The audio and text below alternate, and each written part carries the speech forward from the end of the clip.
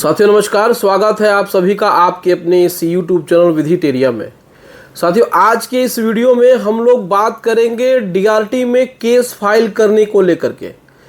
अगर आपका secured loan है, आपने अपने सिक्योर्ड लोन में डिफ़ॉल्ट कर दिया है और बैंकों की तरफ से 13/2 की नोटिस आ गई है, आपने 13/2 की नोटिस का जवाब दे दिया है, बैंक ने 13/2 की नोटिस का रिटर्न जवाब आपको नहीं दिया है और आपको सेक्शन 13(4) की नोटिस आ गई है, यानी कि रूल 8 जिसमें लिखा होता है पजेशन। कुछ लोग इस नोटिस में कन्फ्यूज़न होते हैं, यानी कि उनको इस नोटिस को लेकर के कन्फ्यूज़न होता है कि इसमें भी उनको 60 दिन का समय मिलता है, लेकिन जो उसमें लिखा होता है वो 60 डेज पीरियड वो आपके 13/2 की नोटिस का जिक्र होता है। एक सज्जन ने हमें फ़ोन किया कि सर हमें 13(4) की नोटिस आई हुई है और हमें 60 दिन का समय मिला है, हम इसमें क्या करें। तो मैंने उनको बताया है कि इसमें 60 दिन यानी कि 2 महीने का टाइम पीरियड नहीं मिलता है। इसमें जो शब्द लिखे हैं, लाइन लिखी हुई है 60 डेज पीरियड टाइम, वो आपके प्रीवियस नोटिस जो कि 13/2 की नोटिस का जिक्र किया गया है कि आपको 13/2 की नोटिस दी गई थी जिसमें आपको 60 दिन का समय दिया गया था। इसके बावजूद आपने अपने आउटस्टैंडिंग या फिर आपने अपने ओवरड्यू को क्लियर नहीं किया, तो जो 13(4) की नोटिस होती है इसकी जो टाइम लिमिट होती है वो होता है 1 मंथ, लेकिन वो भी लिखा नहीं होता है। अब 13(4) की नोटिस आपको 1 जनवरी 2026 को मान के चली आई है, तो 1 जनवरी से लेकर के 31 जनवरी तक के बीच में आपको उसका जवाब अगर देना चाहेंगे तो दीजिए, लेकिन इसके जवाब से कोई मतलब नहीं होता है। 13(4) की नोटिस जिस दिन बैंक रिलीज करती है उस दिन से लेकर के 45 दिनों के अंदर में आपको डीआरटी में अपना केस फाइल करना होता है। अब डीआरटी में केस फाइल करने के लिए आपके मन में एक होता है कि सर 20 लाख से कम का अमाउंट होना चाहिए या नहीं होना चाहिए, या 20 लाख से ज़्यादा का अमाउंट होना चाहिए। तो देखिए, अगर 20 लाख से कम आउटस्टैंडिंग है, जो आपने पैसा लिया, आपने मान के चलिए 10 लाख रुपए लिए और आज के समय में डिफ़ॉल्ट होने के बाद बैंकों ने ब्याज लगा कर जो नोटिस भेजी है वो 20-22 लाख के ऊपर भेजी है, तो आप डीआरटी जा सकते हैं। टोटल आउटस्टैंडिंग की बात हो रही है, न कि प्रिंसिपल अमाउंट की। तो इस बात को पहले समझिए, अमाउंट क्या है। जो नोटिस पे अमाउंट होगी उसी अमाउंट पे आप डीआरटी जा सकते हैं। अब इसमें आपको ये देखना है कि आपको 45 दिनों की जो टाइम लिमिट है उसको अंदर में ही, यानी कि 45 दिनों के अंदर ही, 45 दिन से एक दिन भी ज़्यादा नहीं होना चाहिए, आपका डीआरटी में सेक्शन 17 यानी कि सरफेसी एक्ट क्या सेक्शन 70 के अंतर्गत सिक्योरिटाइजेशन एप्लीकेशन फाइल करने के लिए। इसमें आप ये बताएंगे कि बैंकों के द्वारा जो नोटिस भेजी गई है उस नोटिस में जो अमाउंट दिया गया है वो अमाउंट बिल्कुल गलत है, सरासर गलत है, इल्लीगल है, इतना अमाउंट आपका नहीं होता है।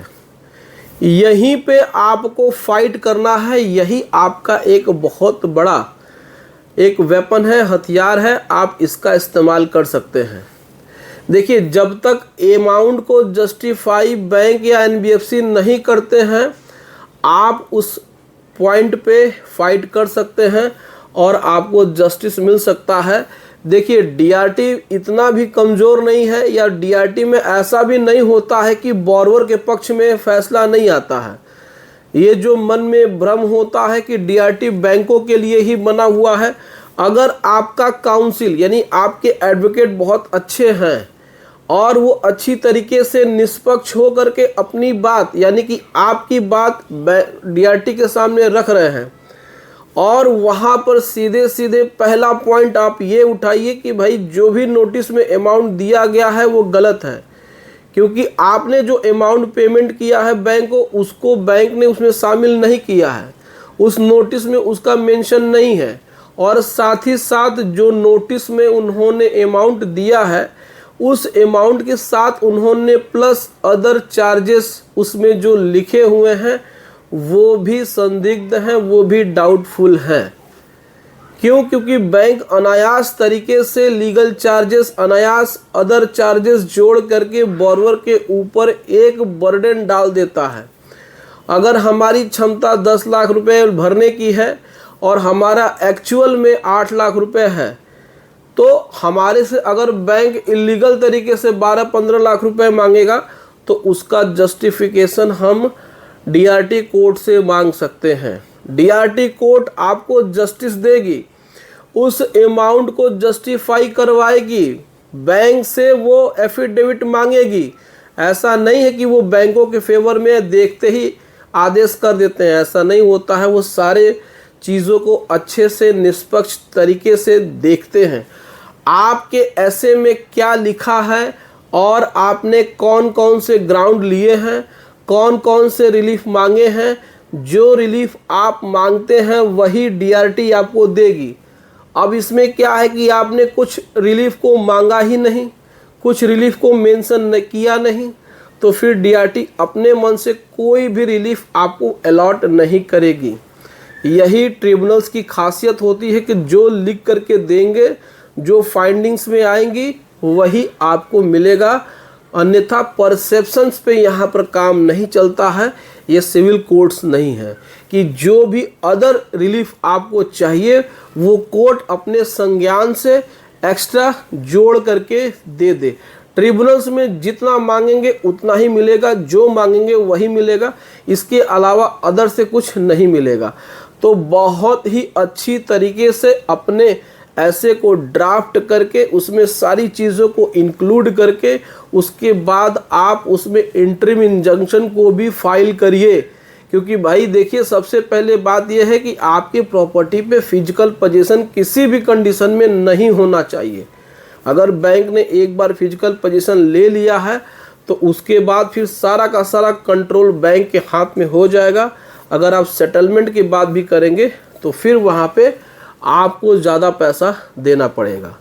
तो याद रखिएगा, 45 दिन का टाइम लिमिट होता है और 20 लाख का जो अमाउंट का जो होता है वो आपका आउटस्टैंडिंग होता है, न कि प्रिंसिपल अमाउंट होता है। तो ये है डीआरटी में केस फाइल करने की सच्चाई, और इस तरीके से आपको रिलीफ मिल सकता है। तो अगर आपने भी डीआरटी में केस फाइल कर रखा है या करने वाले हैं तो आप अपने ऐसे को हमसे वेरीफाई करा सकते हैं। आप जो भी ऐसे आपने भेजा है, आपने जो भी ऐसे फाइल किया है, अगर चाहेंगे तो हम उसको वेरीफाई कर देंगे, अच्छे से बता देंगे कौन से पॉइंट छूटे हैं, कौन से पॉइंट नहीं छूटे हैं, उसमें आपको डिटेल्स भी बता देंगे। अगर आपको किसी प्रकार से डीआरटी, हाई कोर्ट या फिर किसी प्रकार से लोन से रिलेटेड लीगल एडवाइस की ज़रूरत है, सर्विस की ज़रूरत है, तो स्क्रीन पे हमारा व्हाट्सएप नंबर दिया हुआ है, आप हमसे संपर्क करके लीगल एडवाइस ले सकते हैं। तो दोस्तों मिलते हैं नेक्स्ट वीडियो में। Thank you so much. जय हिंद दोस्तों।